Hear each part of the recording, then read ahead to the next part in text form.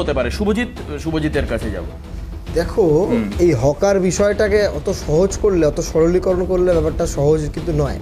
কারণ হকার মানে কিন্তু খালি যে ফুটপাতের ধারে তারা বিক্রি করছে এরকমটা নয়। যারা ট্রেনে বাসে হক করে করে জিনিস বিক্রি করে তারাও কিন্তু হকার না, যারা ইলিগাল এনক্রোচমেন্ট যাদের আমি বলছি যে না, এটা তো একটা দিকে দেখানো হচ্ছে, কিন্তু হকার মানে কি যে হক করে বিক্রি করছে সেই হকার। এবার আমার মতে যেটা মুখ্যমন্ত্রী বা সরকারের তরফ থেকে যে উদ্যোগের কথা বলা হচ্ছে, যেটা হচ্ছে মূলত কলকাতাকে বিউটিফাই করার জন্য বা ক্লিয়ার করার জন্য, যে ফুটপাতে যে ইলিগাল ওয়েতে কিছু লোকজন বসে আছে, বসে বিক্রি বাট্টা করছে, তাদেরকে সরিয়ে দিয়ে কিছু করবে এই প্ল্যানিং, যেটার সঙ্গে হয়তো অনেকে তুলনা করছে অপারেশন সানশাইন 1997 সালের কথা। এবার দেখো, এটা নিয়ে অনেক তথ্য আছে যে সবাই যে এটার পক্ষে বা বিপক্ষে এমন নয়। একটা শ্রমিক শ্রেণীর পার্টি বা একটা শ্রমিক দরদি পার্টির সঙ্গে থেকে তো আমরা রাজনীতি করি, আমাদের নিশ্চিতভাবে আমাদের এটা মনে হয় যে আমার শহর বিউটিফাই করার ক্ষেত্রেও যদি এটা প্রায়োরিটি হয়ে যায়, আমার তো দিনের শেষে যেই লোকগুলো ওখানে হক করছে বা ব্যবসা করছে তাদেরকে একটা পুনর্বাসন দেওয়ার ব্যবস্থা করতে হবে। যে কারণে আমার বক্তব্য ঠিকই যে আজকে বামফ্রন্টের আমলেও হকার ছিল, বামফ্রন্টের আমলেও হয়তো কিছু কিছু জায়গায় কর্মসংস্থানে ঘাটতি ছিল, কিন্তু বামফ্রন্টের আমলে কিন্তু 1997 সালে এসএসসি তৈরি হয়েছিল, বামফ্রন্টের আমলে কিন্তু কলেজ সার্ভিসে পরীক্ষা হতো, বামফ্রন্টের আমলে কিন্তু টেটের মাধ্যমে প্রতি বছর ছেলেমেয়ে চাকরি পেত।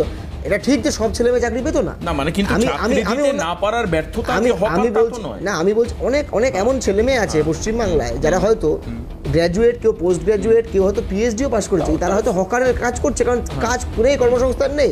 আমার কথা এই যে ছেলে মেয়েগুলো যে কর্মসংস্থান পেরো না, চাকরি পেরো না বলে তাদেরকে আজকে হকারের কাজ করতে হচ্ছে। আমি হকারের কাজকে ছোট করে বলছি না, কিন্তু নিশ্চয়ই হকারের কাজ করতে গেলে তো পিএইচডি করতে হয় না, বা মাস্টার্স করতে হয় না, বা গ্র্যাজুয়েশন করতে হয় না। তাদেরকে এই পরিস্থিতিতে আসতে হচ্ছে যেহেতু রাজ্যের কোনো চাকরি নেই, কর্মসংস্থান নেই, শিল্প নেই। এই কদিন আগে একটা কোম্পানি বন্ধ হয়ে গেছে, ব্রিটানিয়া কোম্পানি, আর তোমরা এই বোধহয় খবরটা বড় করে করেছিলে। তো একটার পর একটা কারখানা বন্ধ হয়েছে। যেই তৃণমূল কংগ্রেস একসময় অভিযোগ করতো বাম আমলে নাকি 50,000 না 56,000 কারখানা বন্ধ হয়েছে, আমি পুরনো একটু ইশতেহার দেখছিলাম তৃণমূল কংগ্রেসে 2011 সালে, দেখলাম তৃণমূল কংগ্রেসে দাবি করেছে বাম আমলে নাকি 86টা না 84টা কারখানা বন্ধ হয়েছে 34 বছরে।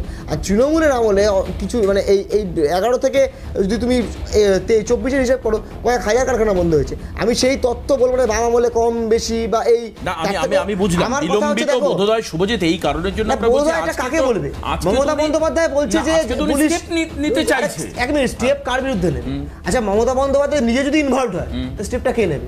তুমি নিজেকে নিজে আবার দেখো 24 তারিখে কি অদ্ভুত শুভজিৎ, 24 তারিখে কিন্তু উনি বলেছেন এই লাইনটা বলেছেন যে চ্যারিটি বিগিনস অ্যাট হোম, দরকার হলে আমার বাড়ি থেকে শুরু। আরে আমি তোমাকে একটা সত্য কথা বলি, উনি তো বলছেন যে এই নেতা তালিকা দিয়েছেন যে এরা চুরি করেছে, এরা হচ্ছে ইলিগাল এনক্রোচমেন্ট করতে দিয়েছে। তো 11 থেকে 24 এই নেতাগুলো যা করলো, এটা 11 সালে করেছে, 11 সাল থেকে শুরু হয়েছে। 11 সাল থেকে 24 সালে 13 বছর ধরে সরকার চললো। 2011, 16, 21 তিনটে নির্বাচন, মানুষের বড় ম্যান্ডেট পেয়েছে, ছোটখাটো ম্যান্ডেট নাই। হট করে ওনার এখন মনে হলো আসলে তা নয়, ওনার এজেন্ডা হচ্ছে একটাই, উনি এখন তালগোল পাকাতে চাইছেন। উনি এখন ওনার ছেলেরা কি বলছে, নেট দুর্নীতি নিয়ে বলতে যাচ্ছে, আমি বলার কথা, কিন্তু ভুলে যাচ্ছে যে টেটের দুর্নীতি ওরা করেছে। এখন যে নেটের চুরি নিয়ে বলতে যাচ্ছে, সে তো নিয়ে টেটে চুরি করেছে। তাই উনি এখন চুরি ঢাকতে এখন এমন মানে মনে হচ্ছে উনি আর বড় মনীষী, উনি বড় ঋষি সাজ্জার চেষ্টা করছেন। ওই রাজতুল্য ঋষি রাজস্বী গল্প করেছো না, ওই রাজস্বী দেওয়ার চেষ্টা করছেন। আসল এজেন্ডা হচ্ছে একটাই, ওনার নেতারা, ওনার মন্ত্রীরা চুরি করেছে, লুট করেছে, ওই টাকার বিনিময়ে লোককে ওখানে বসিয়েছে। এবং আপনাকে বলছি, আমি স্পষ্ট বলে যাচ্ছি, ওই টাকার ভাগ কালীঘাটে গেছে। বিভিন্ন জমিগুলো দখল হয়েছে এবং সরকারি জমিগুলোকে লিজ দেওয়া হয়েছে। অনেক জায়গাতে দেখা গেছে যে ফুটপাথগুলোতে উনি বলছেন যে ফুটপাথগুলোকে মুক্ত করবেন, ওনার লোকেরা তো লিজ দিয়েছে। লোকাল তৃণমূলের কাউন্সিলর ফুটপাথে লিজ দিচ্ছে, 500 টাকা দিলে পাচ্ছে লিজ, আবার কেউ 550 দিলে সেই লিজ পেয়ে যাচ্ছে। মানে টাকার অঙ্কটা এতটা কম না, আমি কম বললাম, আরো অনেক বেশি। আসলে বিষয়টা হচ্ছে মুখ্যমন্ত্রী এখন দেখছেন যে চারিদিকে একটা এলোমেলো পরিস্থিতি, উনি এলোমেলো করার চেষ্টা করছে। আর বলছো না যে পার্টি অফিস উচ্ছেদ, আমি তোমাকে বলছি কলকাতার একদম ভর কলকাতা, শিয়ালদা স্টেশন থেকে বেরিয়ে সুরেন্দ্রনাথ কলেজ একসময় অন্যতম ঐতিহ্যশালী কলেজ ছিল, এখন আমি মনে করি কলেজের ছাত্রছাত্রী যথেষ্ট পড়াশোনা করে, ঐতিহ্যশালী কলেজ। ওই কলেজটায় বাইরে একটা বাস স্ট্যান্ড আছে, যেই বাস স্ট্যান্ডে তুমি দেখবে একদম ওখানে পোস্টার না, ওই বাস স্ট্যান্ডটা তো পার্টি অফিস হয়ে গেছে। আমি বলছি তোমার এই চ্যানেলের মাধ্যমে বলছি, প্রশাসনের কাছে অনুরোধ করছি, যদি সত্যি সৎ সাহস তৃণমূলের থাকে, এই যে অফিস ভাঙবে কি করবে না, এই অফিসগুলোকে যেগুলো আদালত অফিস নয়, অন্য সরকারি জায়গা, ব্যবস্থা নিতে হবে। ঠিকই তো তাই, বাস স্ট্যান্ড অন্য